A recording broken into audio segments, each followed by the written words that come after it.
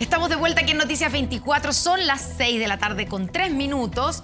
En el marco del Encuentro Anual de la Industria organizado por la SOFOFA, como todos los años, pero no se había hecho hace años por la pandemia, el presidente Gabriel Boric aseguró que la seguridad y el combate contra la delincuencia es y será la prioridad de su gobierno. Para hablar de este y otros temas, como por ejemplo el TPP-11, la reforma tributaria y previsional, nos acompaña el presidente de la SOFOFA, Richard von Appen. Richard, bienvenido, muchas gracias por estar con nosotros. Buenas tardes, Connie. Bueno, lo primero, quedó contento con el tono, con cómo resultó ayer este encuentro de la industria, que además se retoma después de 2 o 3 años. Bueno, la última fue el 2018, claro. Así que estamos hablando de 4 años, porque primero estuvo el estallido y después tuvimos los 2 años con pandemia. Así que la verdad que era un encuentro que necesitábamos. Necesitábamos también en la parte humana de volver a compartir. Es decir, todos los empresarios, dirigentes que habían, necesitaban también tener un momento de distensión y poder compartir las inquietudes y los desafíos que tenemos. Y valoro enormemente que el presidente haya aceptado la invitación. Ayer tuvimos también 9 ministros que fueron. Y yo creo que fue un espacio de mucho respeto, pero de mucha franqueza también, de cuáles son los desafíos y cómo corresponde ponernos a disposición del presidente en lo que podemos ayudar. Se comentó muy bien el tono tanto de ustedes, digamos, de su voz recibiendo al presidente y también por parte del presidente, comparando de alguna manera con lo que había ocurrido con el encuentro de la CONAPYME la semana pasada, donde el presidente finalmente tuvo que exigir respeto cuando lo interrumpieron y se habló como de una encerrona. ¿Fue exprofeso ese tono que tuvieron ayer, que fue un tono bastante más dialogante, de respeto hacia el presidente Gabriel Boric? No sé, yo en mi vida he tratado siempre de ser respetuoso con todas las personas, así que es algo que me resulta natural. Creo que es esencial recuperar la amistad cívica y por eso el presidente siempre ha sido muy deferente conmigo. Al igual que los ministros, y esto es lo que identifica también al mundo empresarial. Es decir, nosotros tenemos que respetar a la autoridad, él es nuestro presidente, presidente de la República. Ayer fue bien recibido, aplaudido por su discurso. Sabemos que no es una situación fácil y los desafíos que tiene, y queremos apoyar y ayudar en lo que nos corresponde a nosotros, que es cómo reactivar especialmente la inversión y la actividad empresarial. ¿Se quedaron tranquilos con la respuesta del presidente a los temas que a ustedes les preocupan? Estoy pensando en el TPP-11, en la reforma previsional, en incluso un nuevo proceso constituyente, en los temas y en las medidas para la reactivación económica. ¿Se quedaron tranquilos con lo que el presidente dijo? Bueno, yo creo que, es decir, fue muy positivo de que él ratificara de que el TPP-11 y también la modernización del acuerdo con la Unión Europea va a ser ratificado durante este año. Yo creo que es una muy buena noticia. Respecto también a la prioridad sobre la delincuencia, yo creo que también esa es un sentir ciudadano de todos, y todos estamos preocupados. Todos estamos viendo, y especialmente la gente más vulnerable, y en esto tenemos que apoyar al gobierno para que use todas las herramientas que legalmente tiene junto a Carabineros y las policías para poder enfrentar una situación que se ha ido complejizando, porque ya no está solamente en una zona como era la macrozona sur, sino que se ha extendido a otros lugares. Y si no damos un respaldo a la autoridad, especialmente a Carabineros, no vamos a resolver esto, obviamente cumpliendo con todos los protocolos y los derechos humanos. Y en ese sentido, la forma, el énfasis que le ha dado no solamente ayer, sino que en las últimas semanas el presidente a enfatizar y asegurar que la seguridad y el combate contra la delincuencia es prioridad para este gobierno. ¿Es para ustedes, es suficientemente convincente? Porque evidentemente este no era una prioridad de este gobierno, no estaba subrayado como otros temas, las grandes reformas transformadoras en el comienzo en el programa de gobierno. Es algo que claramente el gobierno ha tenido que adaptarse a esta situación y cambiar su agenda. ¿Es suficiente con lo que ha dicho, con las medidas que ha tomado el presidente para demostrar efectivamente que el combate a la delincuencia es la prioridad de su gobierno? Bueno, hay hechos concretos como el respaldo a Carabineros en ciertas situaciones que en el pasado hubieran sido complicadas y que hay que entender en la situación que están muchas veces enfrentados cuando hay ataques muy violentos, y que si no hacen uso de sus armas de servicio para poder defenderse. Bueno, la verdad que están en una situación donde ser hoy día carabinero realmente son héroes, en ese sentido.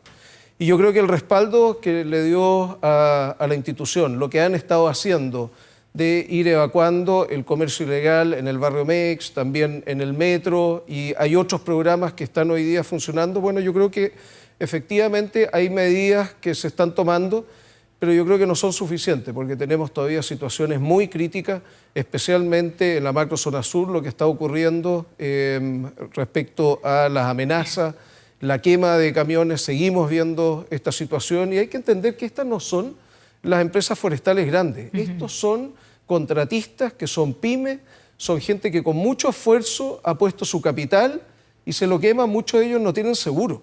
Entonces es una situación bien dramática y esa gente es la que queremos proteger. Ahora va a haber una comisión y una mesa de seguridad donde nos han invitado a participar porque yo creo que esto tiene que ser un esfuerzo transversal y tenemos que incorporar toda la información y la SOFOFA con su despliegue nacional, con los gremios que van desde Arica a Punta Arenas, podemos entregar muchas proposiciones, propuestas e información de cómo poder enfrentar este problema. En el caso, ¿qué propuesta tienen, por ejemplo, que no se haya tomado como para sugerirle al presidente en el caso de la macrozona sur? Bueno, ¿qué falta? Hay que identificar de a dónde sale esa madera y ese robo de madera. Hay que hacer... Pero hay una nueva ley que está rigiendo hace un mes y que ya el primer balance que se hizo es positivo en cuanto a cantidad de detenidos. Hay como 15 personas, 16 personas en prisión preventiva. Así es. Ahí ya se demuestra que ya hay algo. Así es. Pero también hay que ir recuperando terrenos que hoy día no hay acceso a las fuerzas policiales, como el caso de Temucuicui. No puede ser de que ahí no haya Estado de Derecho si está dentro del territorio de Chile.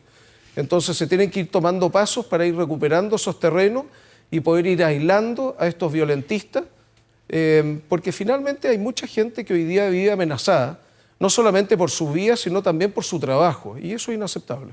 Y así como habla la recuperación de esos terrenos que están, y parte del territorio que están tomados algunos, donde no puede entrar la fuerza pública, también habría que avanzar, según ustedes, en la parte de recuperación de terrenos ancestrales o que son pedidos, solicitados por algunas comunidades indígenas y que son terrenos, algunos de ellos de las forestales. ¿Hay que avanzar en eso? Bueno, sin duda. Eso paralelamente, toda la relación con los pueblos originarios, ahí hay una, a mi manera de ver, corresponde de darle obviamente la identidad y darle el espacio, porque es algo muy relevante en la historia y en la cultura de Chile. Y también hay que resolver este tema de los terrenos. Pero esto no puede ser en base a la violencia, a la extorsión, sino que tiene que ser en un proceso que sea amplio, transparente, donde se pueda ver efectivamente dónde corresponde para ir resolviendo, pero también con una mirada de futuro. Cómo nosotros logramos que la Araucanía mejore su calidad de vida, cómo puede haber inversión pública, especialmente en relación a educación, a salud, y también privada, de cómo podemos también incorporar nuevas áreas, especialmente la agricultura, y que puedan dar mejores empleos. Richard, los problemas de seguridad son, en la macrozona sur hay problemas de seguridad de un tipo, pero aquí en la región metropolitana, en la capital, tenemos serios problemas de delincuencia. Estamos viendo las imágenes aquí, no sé si las vio, del asalto violento de esta mañana en el Banco Falabella, ahí en el mall en Quilicura, que vemos, la verdad es que las imágenes son de los delincuentes con armas largas. Es bien impactante ver estas imágenes y esto no es primera vez que ocurre, no es un hecho aislado, está ocurriendo en los asaltos, está ocurriendo también con las encerronas, pese a que ayer comentamos y se salió publicado el índice de victimización de la encuesta Paz Ciudadana y donde no han subido los delitos, o sea, la gente que se declara haber sido víctima de delitos no han subido, pero sí el índice de temor se disparó y se disparó por primera vez, está tan alto en 22 años y la explicación es que, claro, tal vez los delitos son los mismos o menos, pero están mucho más violentos, son con armas, la encerrona es con arma, el asalto es con arma, etc. Quiero saber, desde la SOFOFA, ¿qué medidas están pensando tomar? Esto afecta obviamente al comercio, esto afecta a la empresa. ¿Qué medidas están pensando ustedes en tomar y qué le exigen también a la autoridad? Bueno, nosotros no estamos llamados a poner orden y a tener armas. Para eso está justamente el Ministerio de Interior y Seguridad Pública, y para eso están Carabineros, las policías y una necesaria inteligencia que tenemos que restablecer para saber cómo funcionan estas bandas. Pero la seguridad, por ejemplo, en los malls, la seguridad en el sector comercio, en el sector privado, ¿no es algo que sí tienen que, de lo que sí debieran hacerse cargo los privados? Bueno, es algo reemplazando a lo que debe hacer la autoridad. Pero lo que pasa, Connie, yo creo que aquí hay un tema bien relevante. Nosotros hemos ido perdiendo la amistad cívica y comenzamos con una polarización verbal en la cual habían ataques personales, etcétera, y esto empezó también a trasladarse a la delincuencia. Y esto, si nosotros no lo paramos, esto va a seguir incrementándose en el grado de violencia y además impunidad. Entonces, por eso es tan importante tener un acuerdo transversal de toda la sociedad. Aquí no es solamente los partidos políticos, aquí tenemos que estar los gremios, tenemos que estar los sindicatos, tiene que estar la sociedad civil, dándole el apoyo al gobierno. Y por eso yo creo que es una buena noticia de lo que dijo el presidente. Hay que tener coraje, porque esto no va a ser fácil. Acá hay riesgo importante, pero esto es muy necesario para restablecer las condiciones para que en el país podamos volver a desarrollarnos, a brindar oportunidades, porque tenemos una serie de otros desafíos que tenemos que resolver, pero sin seguridad no lo vamos a lograr. ¿Cuánto les preocupa a ustedes como SOFOFA, como empresariado, este tipo de delincuencia, el uso de armas, la violencia con que se está actuando en hechos delictivos? Es decir, aquí lo que a mí personalmente me afecta más es el ciudadano común y corriente, que hoy día está teniendo una vida terrible. Es decir, hoy día hay muchas personas que trabajan en las empresas que no se atreven a salir a oscuras, entonces piden llegar más tarde o retirarse más temprano para poder llegar a sus barrios, a sus casas, con luz de día, para no tener el riesgo de ser asaltados. Esa no es vida. Es decir, acá como que hablamos nosotros, por último, los que podemos tener algún tipo de seguridad privada, tenemos alguna seguridad. Mucha otra gente no la tiene, eso no corresponde. Y por eso tenemos un rol como la sociedad de poder facilitar que la gente vuelva a caminar por las calles, que los niños vuelvan a jugar por las plazas, que podamos transitar también de noche. Pero eso tiene que venir con decisión y con un apoyo masivo respecto a la sociedad, de cuál es nuestra opinión, de qué tipo de sociedad queremos construir. Usted hablaba al comienzo de que detrás de esto también hay una pérdida de la amistad cívica y que de ahí se deriva, digamos, de alguna manera la violencia. ¿Cuánto cree que, o si afectó en algo, como algunos sostienen que la retórica de quienes hoy son autoridades, de quienes hoy están en el gobierno, que en algún momento habrían relativizado la violencia, cuánto eso podría afectar o provocar este tipo, que en el fondo que la violencia hoy día sea mucho mayor que antes? Yo creo que incide, porque nosotros tenemos que ser claros para todo tipo de violencia. La violencia no puede tener ideología, no puede tener partido político, una religión. La violencia es mala para el ser humano, es importante, y para eso las instituciones son fundamentales para que nosotros podamos resolver nuestros problemas. Cuando tenemos el debate y el lugar para resolver eso es el Congreso Nacional, hay que cuidar las formas. Hay que cuidar, uno puede debatir ideas, pero sin descalificaciones. Y nosotros nos hemos acostumbrado a descalificar personas, como lamentablemente también la ha sufrido el presidente de la República, que no corresponde. Eso no está bien. Uno podrá tener diferencias, pero no quita de respetar a la persona. Richard, pasemos a varios temas que ayer se hablaron, ¿cierto?, durante este encuentro, tanto por parte del presidente como por su parte. Primero, en el TPP-11 ustedes dicen se quedaron tranquilos porque el presidente dijo que se va a ratificar o se va a depositar como tiene que hacerse a final de año, antes de final de año, más allá de lo que pase con las side letters, ¿cierto?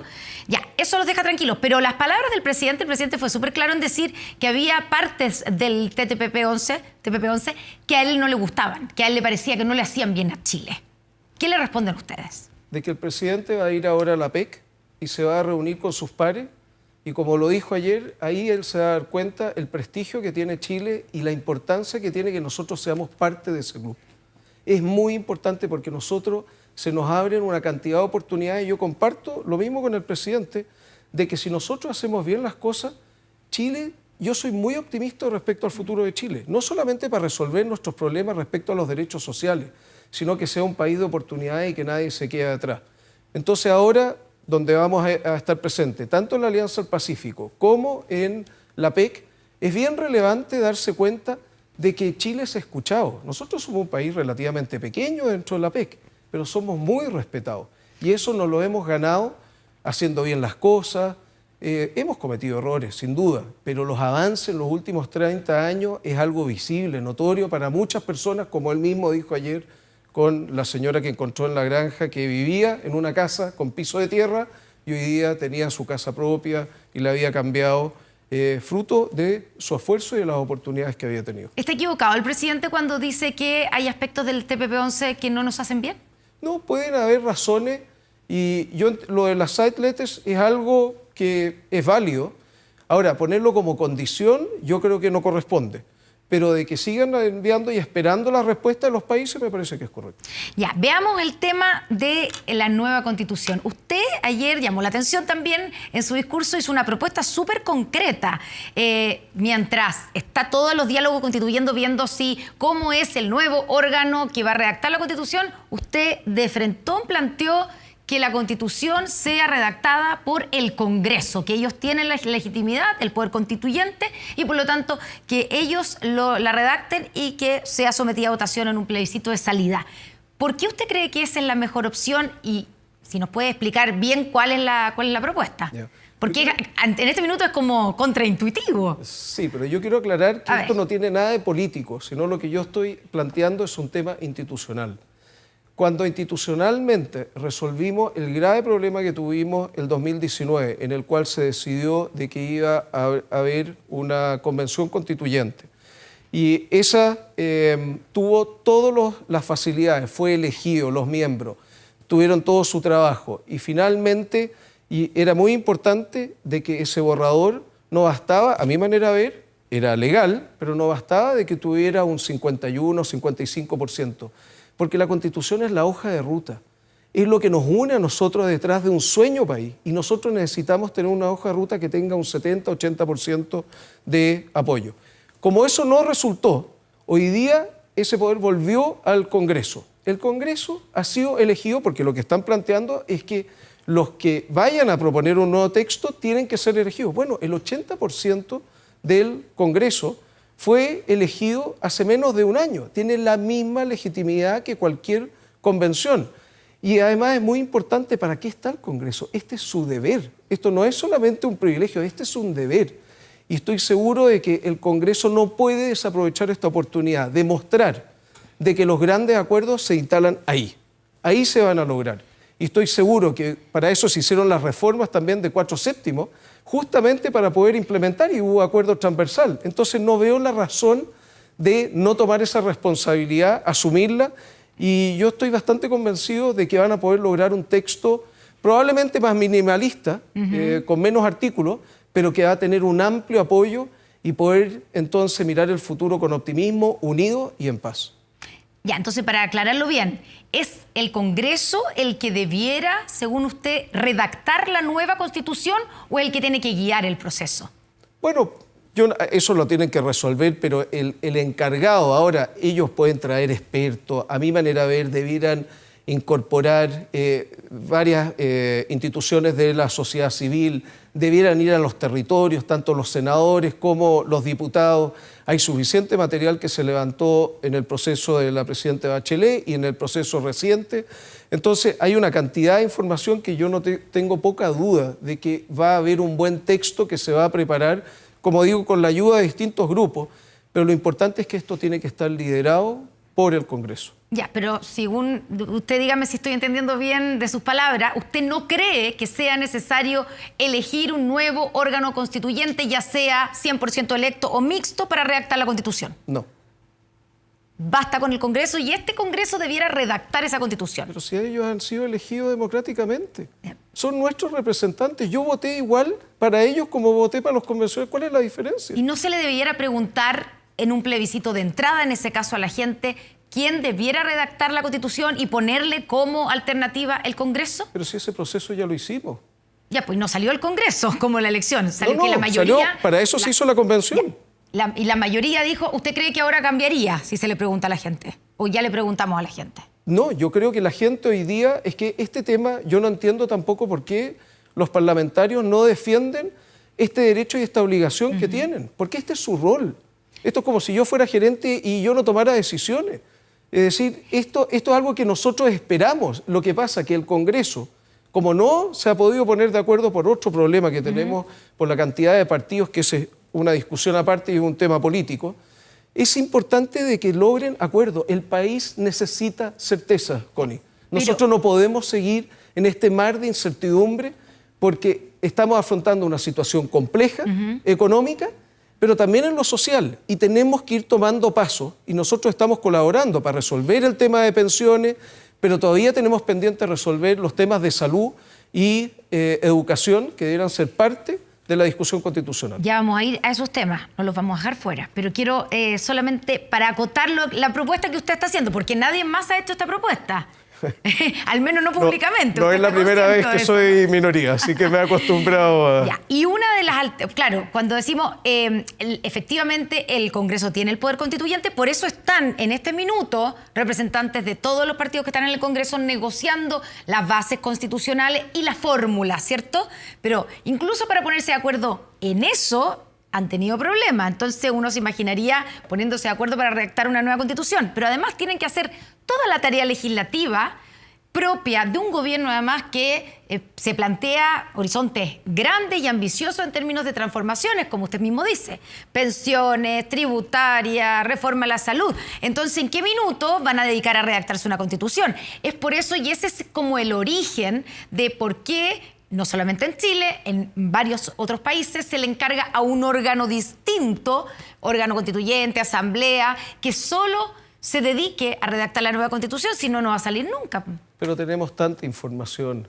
Si prácticamente la mayoría ya está redactado.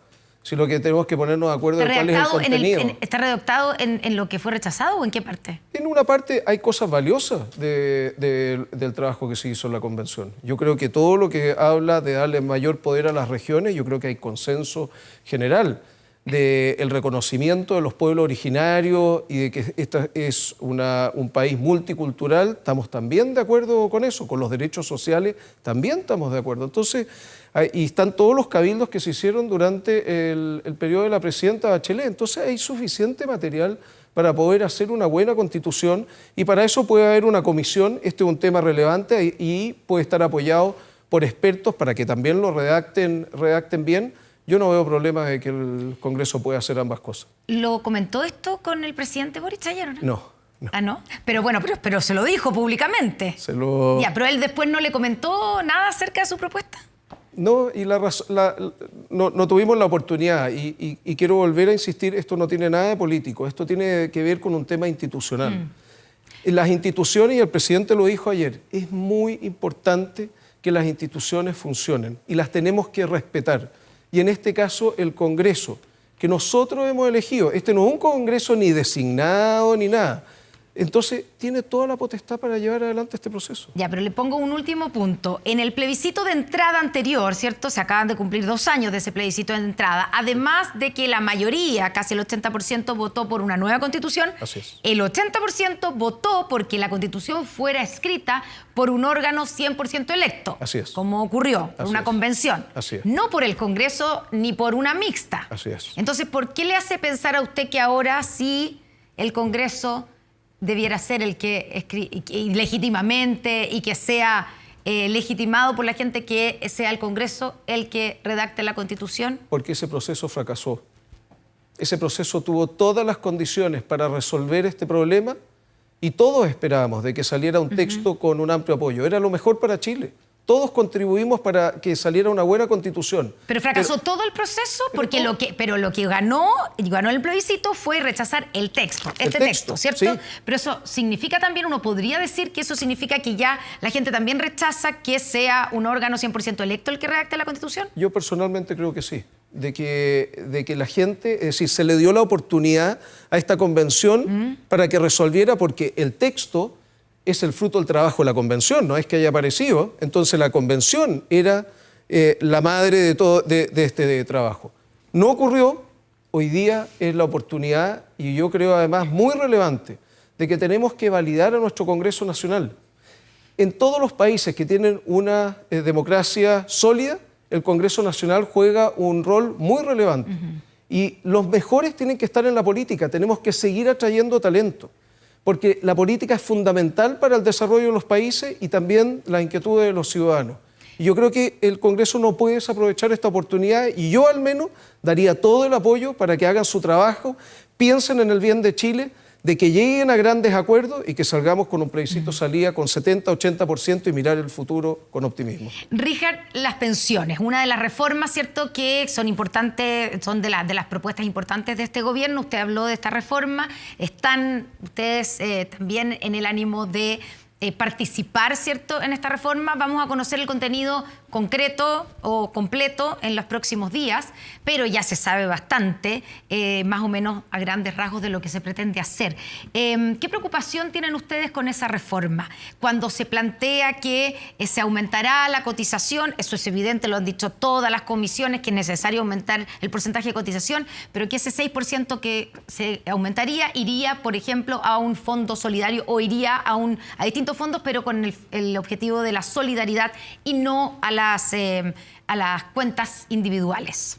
¿Qué les parece? A ver, primero, esto a mí como ciudadano me da un poco de vergüenza lo que nos ha ocurrido con el tema de pensiones, porque este es un tema que deberíamos haber resuelto hace mucho tiempo y la verdad que le debemos pedir perdón a tantos adultos mayores que han estado con pensiones bajas, porque la PGU, que le ha cambiado en forma muy relevante, especialmente a los bajos ingresos, donde tienen tasa de reemplazo del 100%, yo no entiendo cómo no fuimos capaces de resolver este tema antes. Ahora, respecto a la discusión que hay del 6%, es importante de que esto va a tener un impacto también en el empleo. Ahora, ¿en qué la sentido? PGU, de que obviamente este es un costo adicional para poder contratar a las personas. Entonces esto va a tener un efecto. Lo paga el empleador. Lo paga el empleador, pero finalmente esto se tiene que ajustar obviamente por el tema de los salarios. Así funciona el mercado del trabajo. No es que lo absorba todo, porque esto todo tiene consecuencias y son todos vasos comunicantes. Pero lo que pasa, yo no soy un experto en previsión, pero la PGU equivale más o menos a haber subido la cotización del 10 al 15%, como 5 puntos. Entonces puede que el 6 sea mucho. Sea mucho en el sentido de que haya tasa de reemplazo del 130, y como esto tiene efecto en el empleo, yo creo que ahí hay que hacer un buen análisis y yo al menos estuve reunido con la gente del Ministerio del Trabajo y le levanté esa inquietud para que realmente hagan bien los cálculos, para que efectivamente esto no tenga un impacto, porque como se viene la cosa, tenemos que ser cuidadosos. ¿Y qué le contestaron en el Ministerio del Trabajo? Bueno, que lo estaban analizando y de hecho hoy día en la comisión lo están discutiendo porque hay distintos estudios. Hay una posición que el 6% tiene que ir sí o sí y para distintas causas. Yo creo que un porcentaje importante que tiene que ayudar a compensar las pensiones de mujeres, donde hay una diferencia con los hombres.